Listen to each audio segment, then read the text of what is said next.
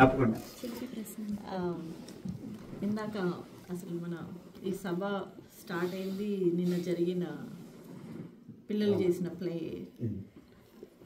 So అలాంటప్పుడు original story తీసుకొని చేయాలంటే మేమంతా అట్రాక్ట్ అయ్యేది మూవీ ఇండస్ట్రీ, పిల్లలు కూడా, పెద్దలు పిల్లలు ఎనీ ఏజ్ ఫ్యాక్టర్ అని తీసుకుంటే ఏది ట్రెండ్లో నడుస్తుంది, ఎక్కడ ఇప్పుడు ఏం జరుగుతుంది, రీల్స్ కానీ షార్ట్స్ కానీ యూట్యూబ్లో కానీ. So as a honorary literature మీరు తెలుగు సాహిత్యంలో తీయటం స్ట్రాంగ్ పీపుల్ అంతా కూడా లిటరేచర్లో why not promote real original scripts into the movies so that we will learn, and in the children also will learn the actual facts from epics. ఇది నేను ఈ లోగడ హైందవ శంకరరావు అని ఒక సభలో అదే మాట్లాడానండి. ముందు సినిమా మీద తోసేకూడదు. సినిమా అనేది వ్యాపారాత్మకమైన కళ, కళాత్మకమైన వ్యాపారం. మీకు ఇక్కడ తెలిసే ఉంటుంది, ఎవరో ఒకరికి ఐడియా ఉంటుంటుంది. నిన్న రామాయణం చేయించారు కదా పిల్లలతో. ఆ మొత్తం యాక్ట్కి ఎంత ఖర్చు అయ్యి ఉంటుందండి? ఎవరైనా చెప్పగలరు? చూచాయిగా రామాయణం వరకు మాత్రం పోనీ ఆ 40 నిమిషాల స్టేజ్ అది కూడా కలుపుకోవచ్చు. జవాబు ఓపెన్ గా చెప్పేది కాదండి. ఐటీ వాళ్ళు ఏమన్నా ఇన్కమ్ ట్యాక్స్ ఏమన్నా వస్తారు?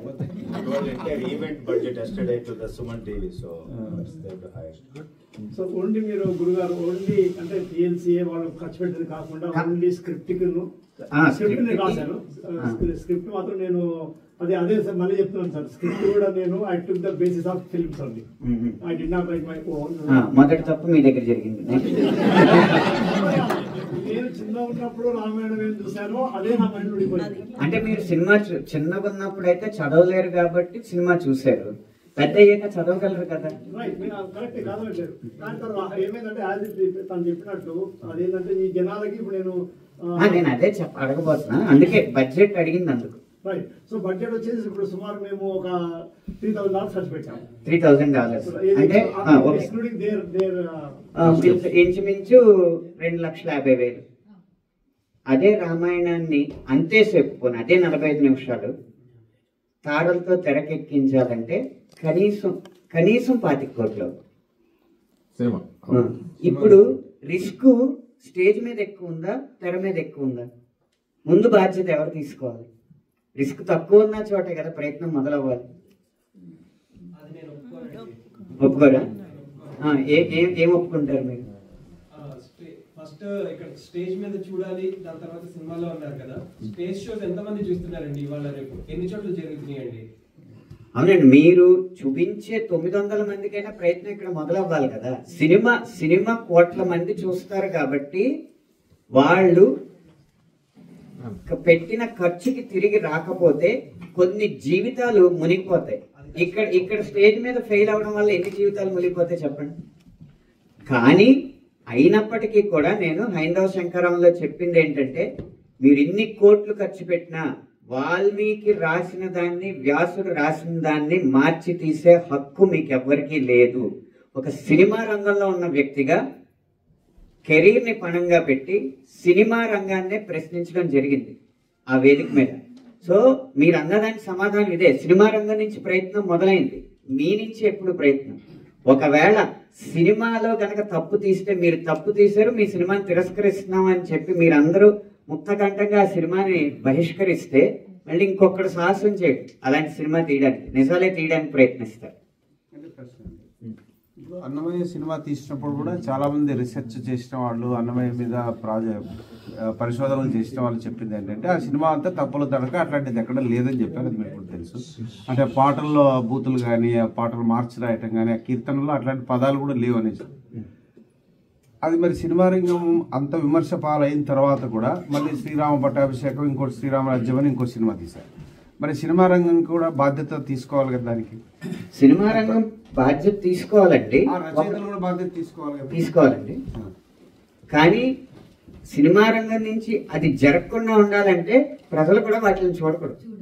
అది సాధ్యమే. అప్పుడు ఉండే పరిస్థితులు మన సమాజంలో లేవు. నేను దారి మళ్ళిస్తాను, మీరేమనుకోకండి. పారితోషికం ఇచ్చాక మీరు రాస్తారా, రాసిన తర్వాత నిర్మాత మీకు పారితోషికం ఇస్తాడా? పారితోషికం ఇవ్వకుండా పదం కూడా మొదలెట్టే సమస్య లేదు.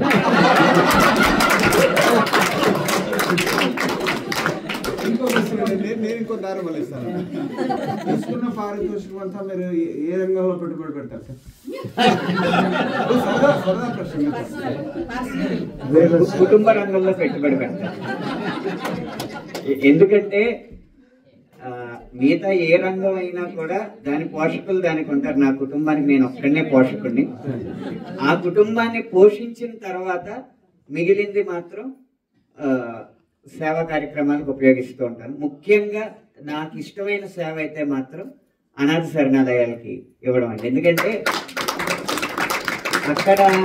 అక్కడ ఉన్నంత సంతృప్తి ఎక్కడ ఉండదు. చాలా అనాథ శరణాలయాలు మీరు 10,000 ఇచ్చారంటే మా దగ్గర ఉన్న 200 మంది పిల్లలకి 2 పూట్ల భోజనం, అంటే ఒక రోజు మీది అని అంటారు. అప్పుడు మన దగ్గర ఉన్న 10,000 నుంచి 10 లక్షల దాకా ఎన్ని రోజులు భోజనం పెట్టచ్చు అన్న సంతృప్తితో ఇవ్వచ్చండి. మిగతా దేనికి ఇచ్చినా కూడా ఈ సంతృప్తి రాదని నా అభిప్రాయం. సో గురుగారు, అదే నిర్మాత అదే దర్శకుడు నాకు మీరు పాట ఇలానే రాయాలి అని చెప్పారనుకోండి, అప్పుడు మరి పోతుంది కదా కాన్సెప్ట్. ఏదండి? ఇప్పుడు రామాయణం ఏదైనా తీసుకోండి. సో మీరు ఆ పాట మాకు అలానే రాయాలి మీరు, కాబట్టి ఆ విధంగా చూపించండి. దానికి నా సొల్యూషన్ ఏంటంటే అతని దగ్గర మామూలుగా రూపాయి తీసుకునేటప్పుడు 2 రూపాయలు తీసుకుంటానండి. తీసుకున్నా కూడా మీరు చెప్తా నన్ను పూర్తి చేయను. 2 రూపాయలు తీసుకుని రూపాయి అతను అడిగినట్టు రాసి ఇంకో రూపాయి ఆదా చేశాను కదా, అది నా కుటుంబానికి ఇచ్చి ఆ సమయాన్ని మంచి కాన్సెప్ట్గా మళ్ళీ నాదైన పాట నేను రాస్తాను, నేను పాడి వినిపిస్తాను. వినిపిస్తారు కానీ అప్పటికి అక్కడ మీడియాలో వెళ్ళిపోయింది, మేము క్యాచ్ చేసేసాము. సో గురుగారు ఇక వెళ్ళిపోతుంది. అంటే మేము తప్పు రాసిన ప్రేక్షకులు మాత్రం చూసేస్తారు కానీ సమాజాన్ని బాగు చేయాల్సిన బాధ్యత కేవలం రచయిత మీద పెట్టేసి మేము ఒకవేళ మాకు నచ్చకపోతే డబ్బులు వదిలేసుకుని మా త్యాగాలు చేసేసి రచయిత అంటే కేవలం మార్చిపోయిన లాల్చీని, చిరిగిపోయిన జుబ్బా వేసుకుని, చిరిగిపోయిన షరా వేసుకుని, సంచిలో పుస్తకాలు వేసుకుని కవిత్వం వినిపిస్తూ ఉంటే ఆహా సరస్వతి పుత్రులండి మీకు లక్ష్మీ కటాక్షం లేదు అని చెప్పి త్యాగం మాత్రం రచయితల వైపు నుంచే తిరిగి ప్రేక్షకుల వైపు నుంచి ఏమాత్రం త్యాగం జరగకుండా ధర్మ సంస్థాపన జరిగిపోవాలనుకోవడం భావ్యమా?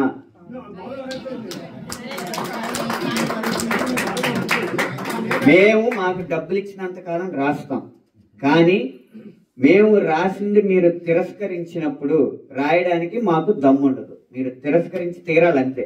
మేము బూతులు రాస్తే తిరస్కరించండి, నీతులు రాస్తే సంస్కరించండి, ఎక్కువ డబ్బులు ఇవ్వండి. దేనికి ఎక్కువ డబ్బులు ఇస్తే అదే రాస్తారు. రచయితల మీద బాధ్యత పెట్టడం భావ్యం కాదు. అందుకనే వారు చెప్పిన ఆత్రేయ గారి చాలా మంది రచయితలు, శ్రీశ్రీ గారు వారి జీవితం చివరి రోజుల్లో దారిద్ర్యాన్ని అనుభవించారు తప్పితే వాళ్ళు సరైన అంటే వాళ్ళకి వీడుకోలు సరిగ్గా జరగలేదండి. దానికి మనం ఎవ్వరం బాధ్యత తీసుకుంటాం. వేటూరు గారి ఏ రచయితైనా సరిగ్గా వారి చివరి రోజులు సరిగ్గా లేవు. అంటే త్యాగాలన్నీ రచయితల దగ్గర నుంచే రావాలి. అందరూ త్యాగరాజులే అవ్వాలి, మిగతా వాళ్ళు మాత్రం భోగరాజులు అవ్వచ్చు సమాజం.